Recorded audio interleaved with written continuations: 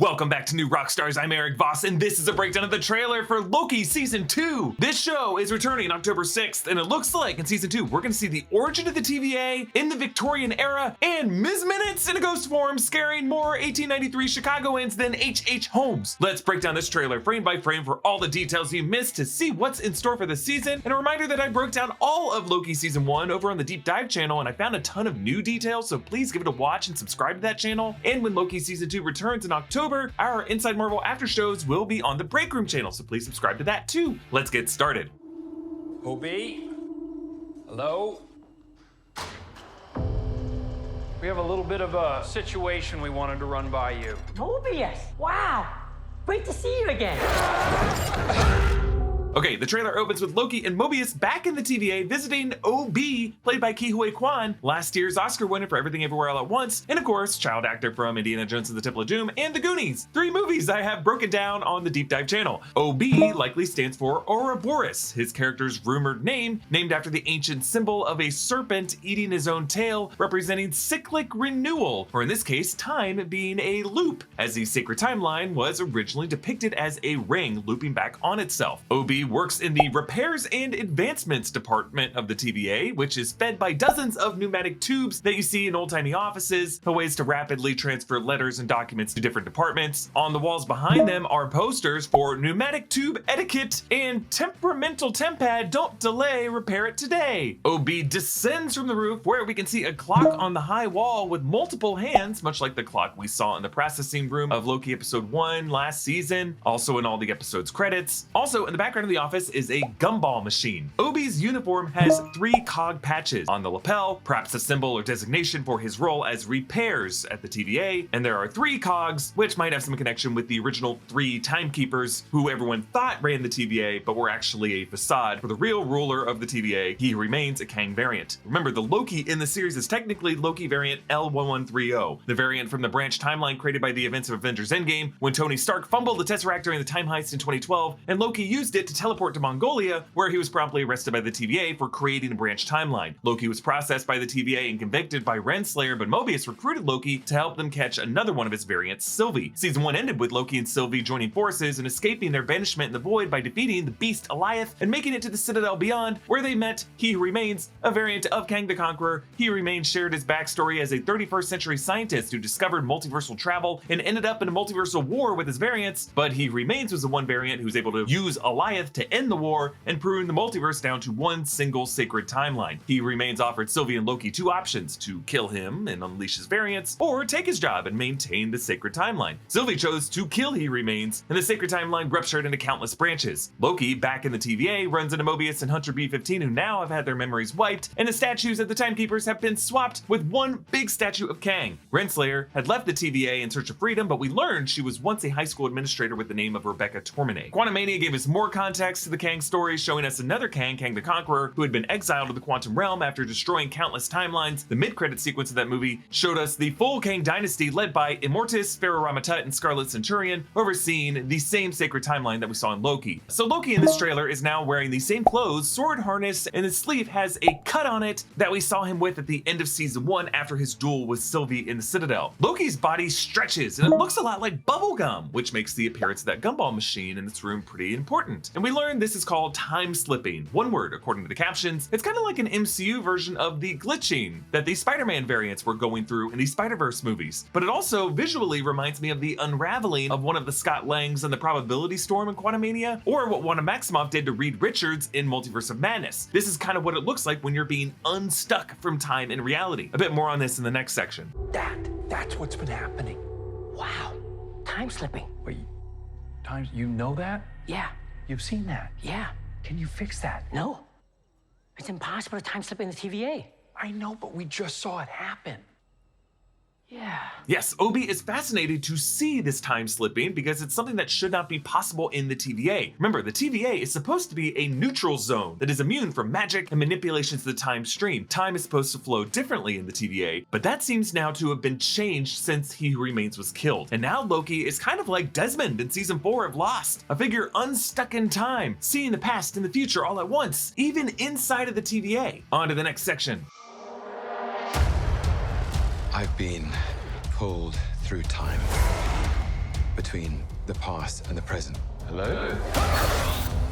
If what I saw is true, Okay, we see Loki time slipping in the Time Theater number 5, and then to this parking lot where an inflatable yellow figure seems to be mocking his time slipping. So Loki is in front of Piranha Power Sports, which sells jet skis. We will no doubt revisit Mobius's desires for a free life outside of the TVA as represented by jet skis, something he was always fascinated by. And actually, this may be Mobius's past before he worked for the TVA. It's kind of hard to tell, but that may be him behind Loki either buying or selling a jet ski. He's with a woman and a man who might be a couple, or the other man could be the salesman, and that could be Mobius's wife. So then Loki time slips back into the main Chronomonitor observation deck, where you'll see he's wearing that brown variant jacket that he wore in episode 2 of last season. A poster on the right says, "A tidy cubicle for a healthy timeline," and a poster on the left says, "Catch a nexus, prevent a red line." We saw both of these posters in season 1, and I think it's worth noting that the Marvel Studios title of this trailer has a red background, showing us that we are now in the red line. On the Chronomonitor screen, you can see the sacred timeline. On the left, all the time stream strands are unfurled, but then some kind of patch in the middle, cramming them all back into one timeline. Once more on the right, it kind of looks like a sausage maker grinding loose meat into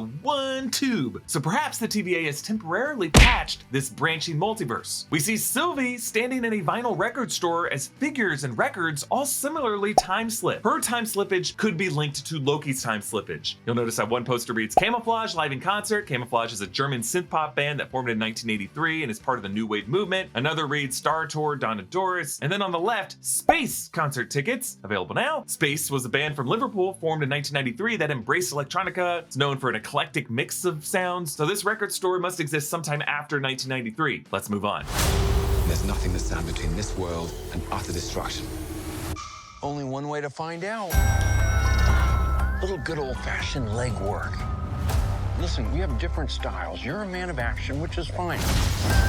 Okay, Loki uses a pruning stick on a mural of the Timekeepers, prodding it directly in the middle of the hourglass logo to prune the wall back to reveal the face of Kang's underneath. In the foreground is the severed head of one of the Timekeeper robots, the one that Sylvie beheaded, to reveal that the Timekeepers were just androids being controlled by Kang, puppets. It seems like this Loki's trying to convince the memory-wiped Mobius and B-15 that the Timekeepers are not in control of the TVA, but Kang is. They enter an elevator where the sign in the back reads, "Read entire sign carefully," followed by a long list of instructions that would take way too long to read in a typical elevator ride. But in green, 2 lines down, is something about temporal radiation, which is likely referring to the orange-tinted energy that makes up all the technology of the TVA, the time doors, Miss Minutes herself. It's interesting for it to be described as radiation, though, because it means that the TVA and Kang can wield time as a kind of energy resource. It could be linked to the quantum ore that Sylvie was shoveling with that AIM shovel at the end of episode 1. Quantum ore could be the raw mineral that is refined into temporal energy. Loki and Mobius step into a World's Fair. Now you'll notice they're wearing the same period costumes that they wore in the Quantumania post-credit scene, a scene from this upcoming Loki season when they find Kang variant Victor Timely. In that scene, Victor Timely unveiled a machine he called his Temporal Marvels and said,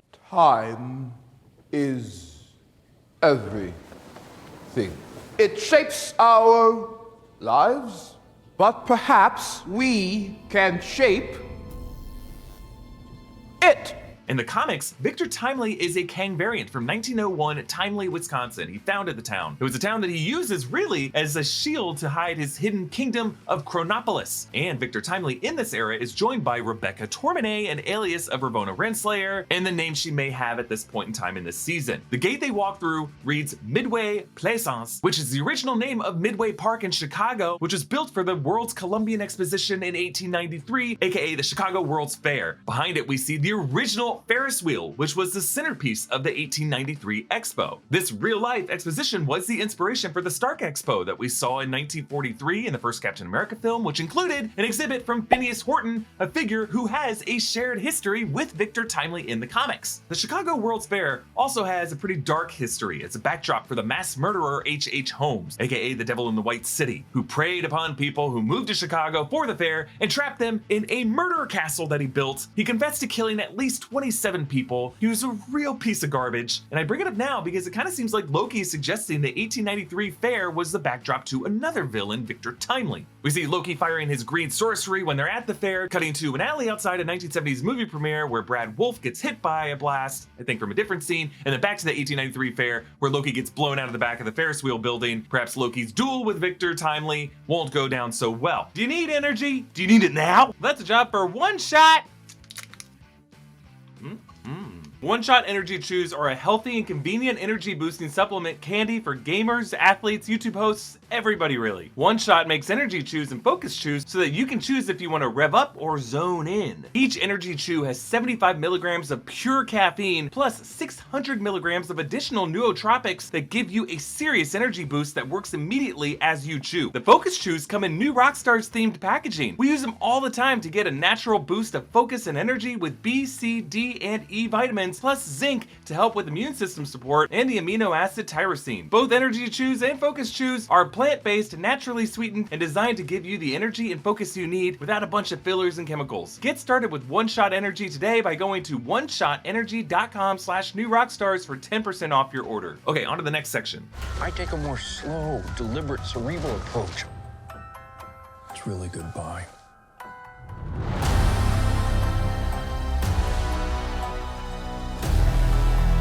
It's up to us. Mobius and Loki eat some key lime pie at the TVA cafeteria.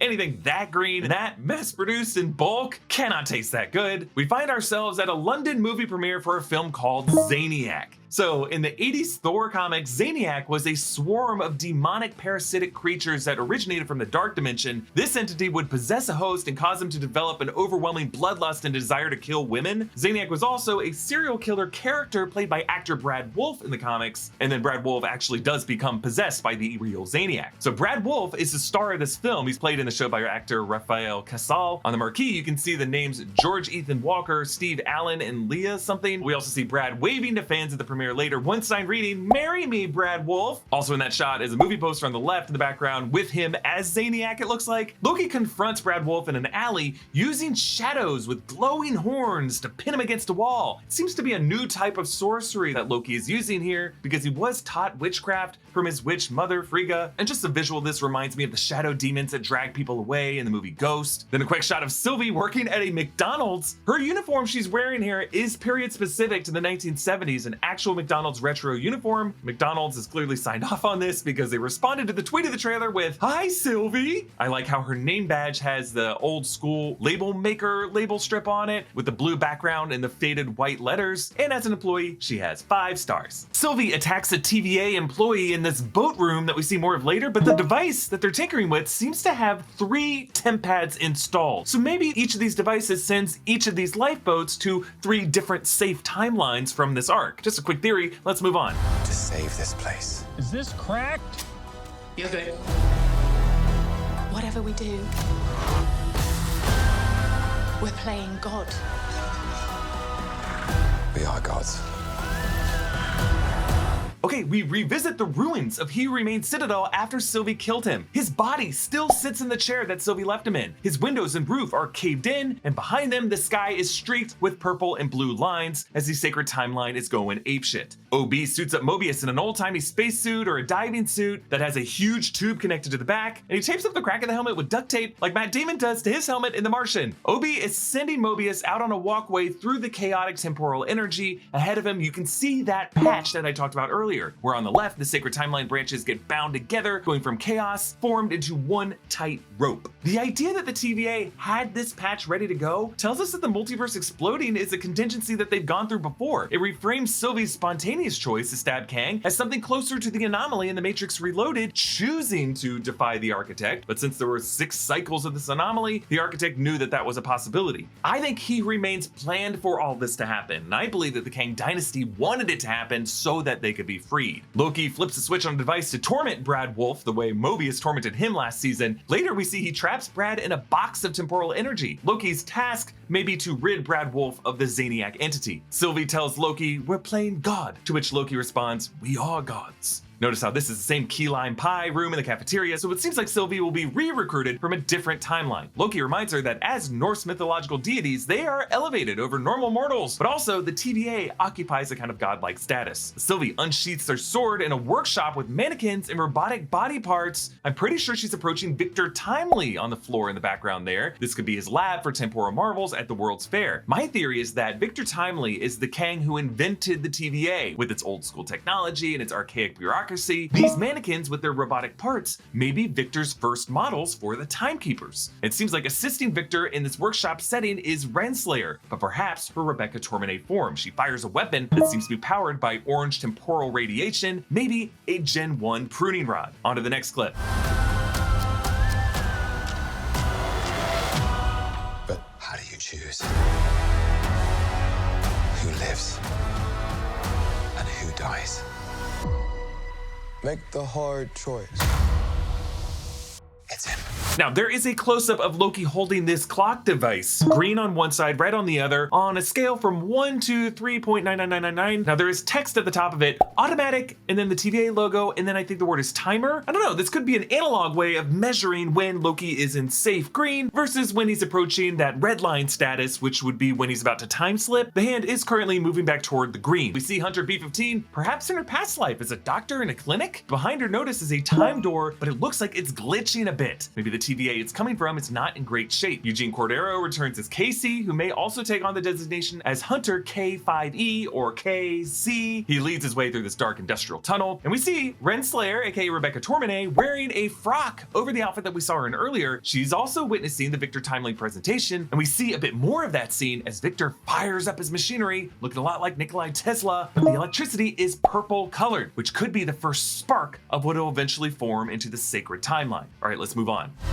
You better run! War is on its way. Come on, you're the god of mischief.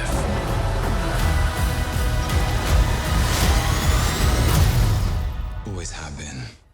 Always will be. Holy shit, Ms. Minutes, or an early version of her, takes the form of a pale yellow ghost instead of a clock, and she stomps a guy to the ground and grows gigantic, Tara Strong's voice shouting, "You better run!" So Ms. Minutes can appear in the real world outside of the TVA, and she can have a physical impact. She isn't just a hologram or projection, she's physical temporal radiation who can push things. So just like Timely Wisconsin in the comics, we may be seeing the origin of the TVA, taking the architecture of the Chicago World's Fair and building the TVA around that in a dimension removed from time. Inside the TVA, Loki points to a mural wall telling Mobius that war is on its way. And on the right, you see the Timekeepers pruning the sacred timeline, but on the left is a new mural that we didn't see before, depicting 8 Kangs wearing their green and purple comic book getup, fighting among a series of discs. This looks a lot like some Mike Del Mundo art from the comics, depicting Kang from the Kang War Avengers Unleashed storyline. This could be the same multiversal war that He Remains spoke of in last season's finale. Casey wears some headphones and turns to see car number 35 careening toward the window behind him. If you look past that car, you can see a big statue of Kang looming over the TVA architecture. A really cool shot of the chronomonitor screen unraveling into these time-slipping strings. Ms. Minutes saying, "Thank you for your service" on it. And I love how in the lower right corner of the screen, how it just peels apart. Perhaps that timeline patch isn't holding, and that's why Mobius needs to go out and fix it. All the TVA's turning into pasta. A quick shot of Renslayer, aka Tormenay, in the void now. You can see purple lighting on her face. Maybe she is facing Alioth. She might have been the first person that Kang / He Who Remains / Victor Timely ever pruned. A quick shot of TVA hunters arriving in this facility lined with wooden boats. There are cots on the other side of this room in a later trailer shot, making me wonder if we might be seeing a kind of ark with lifeboats. As Loki fights the hunters, there's a yellow sign in the background reading Deliu Warner, and then BATBYGG, some other letters. This is a nod to Dan Deliu, longtime Marvel VFX coordinator, who is directing at least one of the episodes this season, and he might have decided to shoot this fight scene as a Warner, aka an unbroken tracking shot, just like we saw the Warner through the town on Lamentus 1 in Loki episode 3 last season. And I love the shot of Loki crossing the frame past the letters of L, O, K, and I through a time door barrier that wipes the frame and leaves us with the series title. Okay, on to the last segment.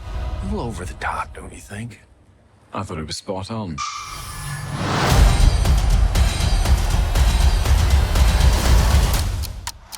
So Mobius reacts to Loki and his duplication cast itself attacking Brad. Quick shot of Loki falling through the TVA, and it looks like he passes a sign reading timeline preservation. So this could be a department that tries to maintain timelines in a way so that they're less likely to form Nexus events, or maybe kind of a historical society to document every timeline that got pruned out of existence. I think this will lead to him landing in car 35 and crashing into Casey, because at the bottom of the screen there, it looks like that same yellow car. But this match cuts with Loki landing in a lifeboat, which might be one of the lifeboats quotes from that Ark setting, and it seems to be landing in the water on some kind of beachfront. And I love seeing this because most of the other locations we've seen in this trailer are clearly on a soundstage or some VFX volume location. This though looks practical and outdoors. And then lastly, we see that the huge green wave of energy came from Loki and Sylvie holding hands. And in my deep dive of Loki season 1, I pointed out that these two Loki variants learning to dance together was the key to it all. That they unlocked a power when they joined forces that made them a stronger multiversal force than Kang could ever be, because he does not get along with his variants. We're gonna be talking about this trailer a lot more in the weeks ahead, and I can't wait for it to come back in October. And I just want to note that for now, it looks like Marvel is sticking with Jonathan Majors in the role of Kang this season as his legal issues continue to proceed. Of course, we all know that Kang can take many forms in the Marvel comics, but we will wait to see what the outcome of Jonathan Majors' trial is. I want to thank Brandon Barrick, Eric Francisco, and Jordan Morris with their help on this breakdown. Subscribe to all 3 channels in the New Rockstars Network, and you can support us by grabbing some merch at nerdriot.shop. Follow me on all social platforms at EA Voss. Follow New Rockstars. Thanks for watching. Bye.